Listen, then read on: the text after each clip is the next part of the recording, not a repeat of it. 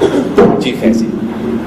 بس یہ سمجھنا تھا کہ جب قرآن میں جو وہ ہے کہ جب انسان کو پیدا کیا گیا اور اللہ تعالیٰ نے انسان کو علم عطا کیا اور پھر فرشتوں کو حکم ہوا انسان کو سجدہ کرے، حالانکہ انسان مٹی سے تھا اور فرشتے جو ہیں وہ نور سے تھے، تو اگر آپ اس کی وضاحت کرتے ہیں کہ وہ انسان کی کون سی خصوصیت ہے یا وہ کون سی ایسی چیز ہے جس کی وجہ سے اللہ تعالیٰ نے اس کو اتنا برتر کر دیا، وہ کون سا علم تھا جس کی وجہ سے اس کو یہ رتبہ ملا،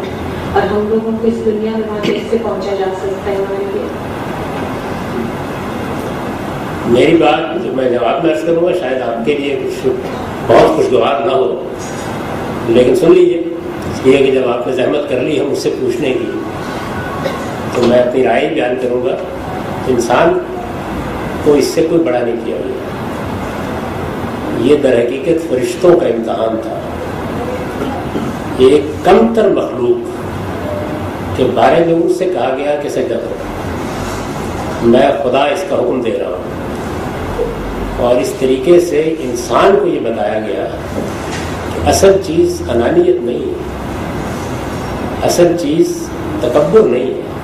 اصل چیز خدا کے حکم کی پیروی ہے۔ اس سے نہ فرشتے چھوٹے ہوئے تھے اور نہ آدم بڑا ہوا تھا،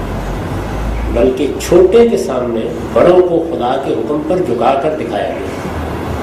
اور جو ابلیس نے جواب دیا وہ بالکل ٹھیک دیا تھا۔ اس نے یہ کہا تھا کہ میں خلقت کے لحاظ سے اس سے بہتر ہوں، خلقتنی من نار، آپ نے مجھے مادے کی بہتر فارم سے پیدا کیا ہے، یہ مٹی سے پیدا ہوا ہے، میں اس کو کیسے سجدہ کر سکتا ہوں؟ تو خدا نے کہا کہ یہ تکبر ہے، یہ نہیں کہا تم نے غلط کہا، تم اس سے برتر نہیں ہو، یہ نہیں کہا اس کو، یعنی برتری کے باوجود تمہیں میرا حکم ماننا چاہیے۔ تو یہ ہے، اس میں انسان کی کوئی برتری نہیں ہے، اور اس زون سے نکل جانا چاہیے۔ سب سے برتر مخلوق فرشتے ہیں، اس کے بعد جنات ہیں، اس کے بعد ہم۔ اسی وجہ سے قرآن مجید نے جہاں انسان کے شرف کا ذکر کیا ہے،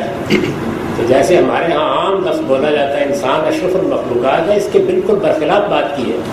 دیکھیے قرآن کے الفاظ ہیں لَقَدْ فَضَّلْنَا عَلَىٰ كَثِيرٍ مِّمَّنْ خَلَقْنَا،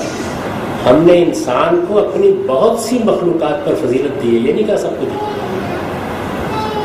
تو انسان ہر مخلوق اصل میں اپنے بارے میں یہی سننا چاہتی ہے کہ ہم سے بہتر کوئی